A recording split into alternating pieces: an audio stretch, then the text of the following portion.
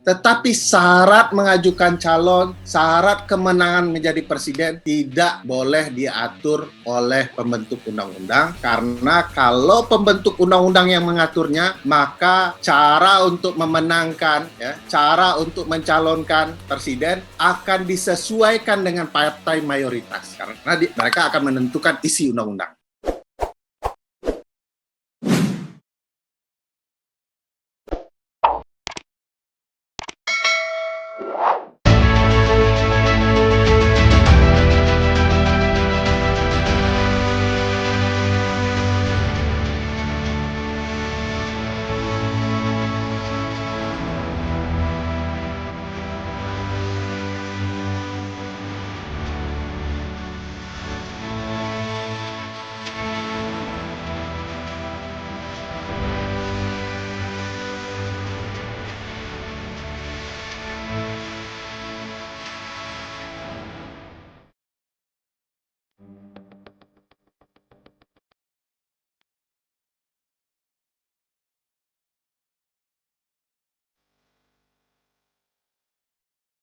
Terima kasih Bang Refli, Ibu Bapak yang hadir dalam pertemuan luring maupun daring, yang menurut saya penting dalam permohonan baru yang diajukan dalam uji material di Mahkamah Konstitusi. Pertama yang ingin dibahas terlebih dahulu adalah soal peristilahan.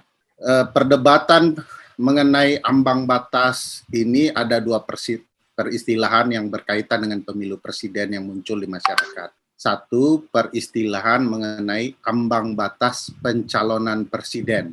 Satu lagi, ambang batas kemenangan presiden. Sedikit banyaknya saya dengar Bang Zainal Arifin Mokhtar sudah menjelaskan mengenai soal ambang batas kemenangan. Beliau sepertinya sudah menerangkan perbedaan itu, tapi saya ingin menerangkan lagi. Jadi peristilahan pertama, ambang batas pencalonan presiden itu atau presidential candidacy threshold adalah satu hal yang kemudian menurut saya ditentukan berbeda antara yang ada di dalam Undang-Undang Dasar dan Undang-Undang Pemilu. Sementara ambang batas kemenangan seorang presiden dalam proses pemilihan presiden atau presidential threshold itu sesuai antara apa yang ditentukan di dalam konstitusi dan undang-undang pemilu.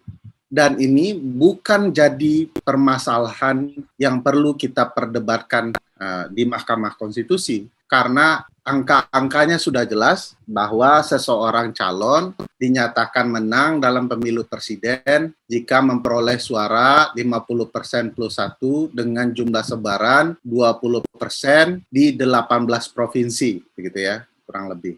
Nah, ini terang benerang. Problematikanya adalah soal presidensial candidacy threshold atau ambang batas pencalonan presiden yang menurut berbagai penelitian tidak dikenal di dalam berbagai pemilu presiden di dunia. Jadi ini sangat khusus Indonesia dan tidak diatur di dalam Undang-Undang Dasar menggunakan angka-angka sebagaimana yang diatur di dalam pasal 222 Undang-Undang Pemilu.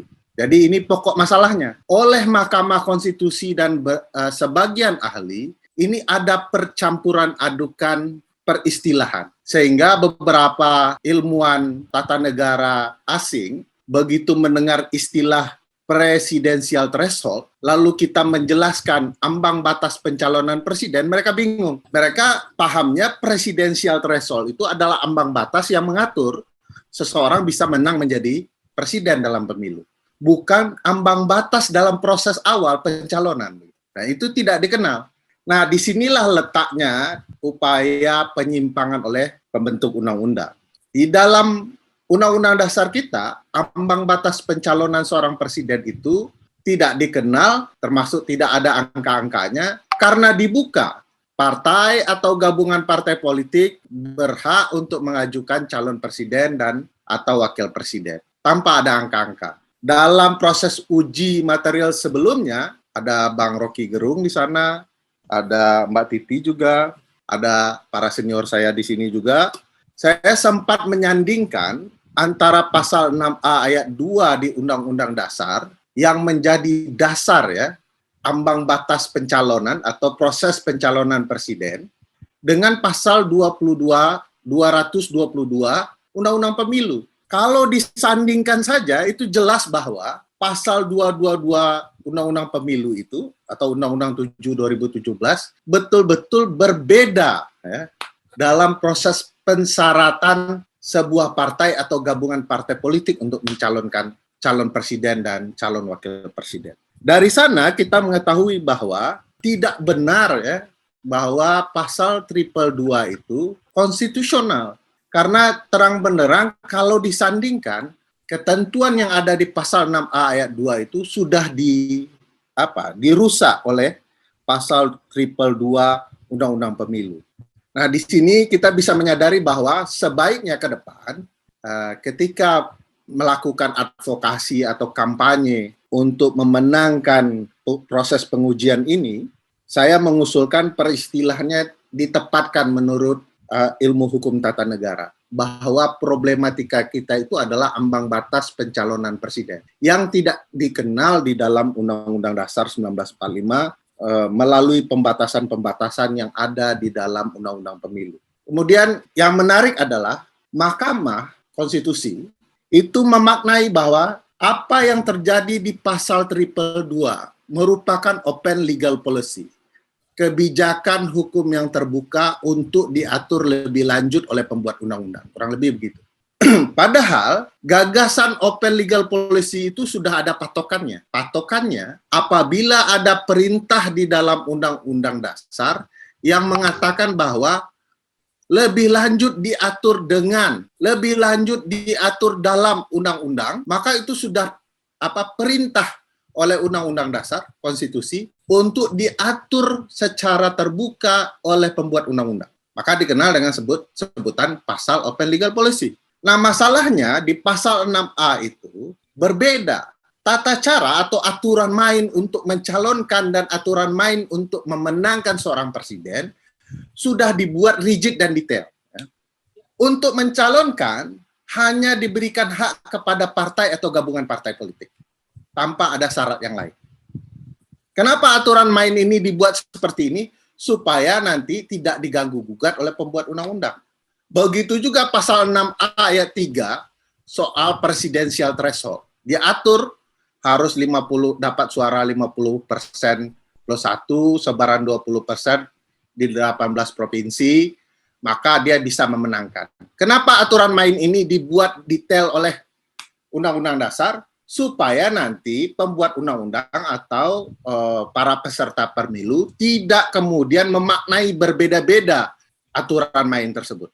Yang boleh kemudian diatur berbeda ya, dengan konsep open legal policy sesuai dengan keinginan pembentuk undang-undang, yaitu di dalam pasal 6A ayat 5 yang disebutkan bahwa tata cara pelaksanaan pemilihan, tegas itu, tata cara pelaksanaan pemilihan presiden diatur lebih lanjut dengan undang-undang. Nah, ini open legal policy, tata cara pelaksanaannya. Tetapi syarat mengajukan calon, syarat kemenangan menjadi presiden tidak boleh diatur oleh pembentuk undang-undang, karena kalau pembentuk undang-undang yang mengaturnya, maka cara untuk memenangkan, ya, cara untuk mencalonkan presiden akan disesuaikan dengan partai mayoritas, karena mereka akan menentukan isi undang-undang, gitu ya. Oleh karena itu, secara aturan main konstitusional sebenarnya sudah jelas, baik kalau menggunakan pendekatan ilmu tafsir konstitusi, baik secara tekstual,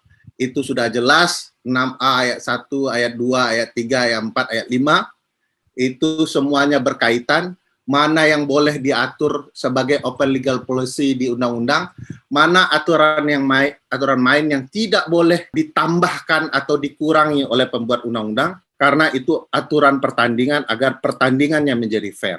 Jadi kalau kemudian ditambah-tambahkan, itu pasti sudah keinginan partai-partai yang mayoritas untuk kemudian bisa terus memenangkan pemilu. Yang ketiga, yang menarik dari rangkaian pasal-pasal 6A ayat 2 ini, ada pasal 6A ayat 5 ya, yang menjelaskan bahwa jika tidak terdapat calon yang terpilih Maksudnya calon yang memenuhi ambang batas menjadi presiden atau presidensial threshold itu, maka dua pasangan calon yang memiliki suara terbesar gitu ya akan maju ke putaran kedua, kurang lebih begitu. Nah, ini kan mengindikasikan bahwa pada dasarnya pembentuk Undang-Undang Dasar menginginkan bahwa calon itu banyak. Lalu kemudian dia kalau gagal merebut hati dengan ambang batas kemenangan yang cukup besar itu, agar tidak timbul sistem presidensial yang lemah, presiden yang kurang diakui melalui parlemen, maka dengan angka itu dia akan terjaga. Kalau gagal, maka dia akan otomatis diperkuat dengan dibuat putaran kedua. Jadi dapat pengakuan. Artinya calon itu pasti lebih dari 2. Nah, ini sebagian besar sudah dijelaskan ke Mahkamah Konstitusi. Yang menjadi pertanyaan besar adalah kenapa Mahkamah menafsirkan seperti itu? Saya sudah menjelaskan ada beberapa teori mengenai persaingan dalam politik ya, election competitiveness ya. Dijelaskan di sana ada konsep secara politik berupaya kemudian untuk menciptakan persaingan yang simple. Jadi orang yang dikatakan sebagai calon yang tidak terlalu kuat merangkai teknik ya secara politik untuk bisa memenangkan pemilu dengan menciptakan persaingan yang lemah pula. Sederhananya, kalau bisa menciptakan persaingan head to head dan itu berpotensi memenangkan, mereka akan merangkai itu ya, untuk bisa memenangkan pemilu.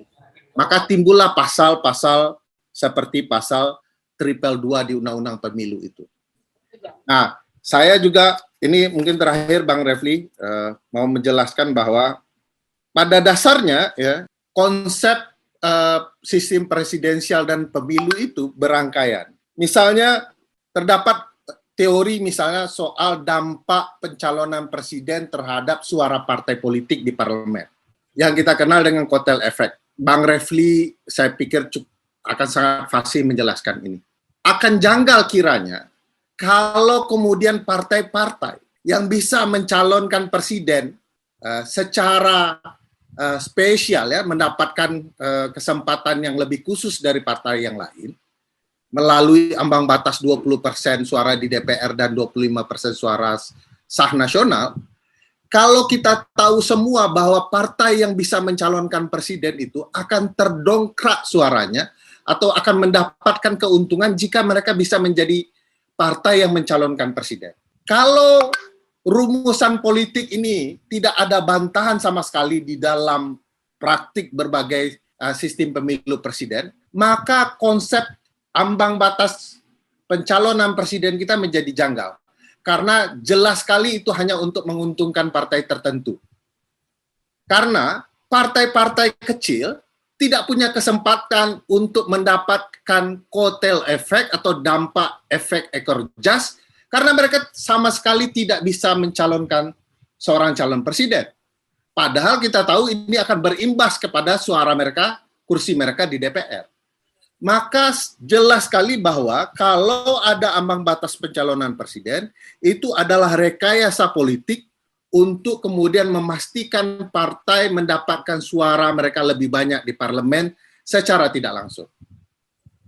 Nah, kalau kemudian permainan ini hanya diberikan kepada partai dengan jumlah kursi mayoritas, maka sudah bisa dipastikan pemilu berikutnya isi parlemen adalah partai itu-itu saja. Ya. Nah, kalau demikian, maka ini pasti tidak fair. Ini adalah rekayasa politik, bukan rekayasa konstitusional. Kurang lebih itu Bang Refli, kalau untuk mempersingkat, nanti mudah-mudahan ditanya jawab bisa lebih diperpanjang. Terima kasih.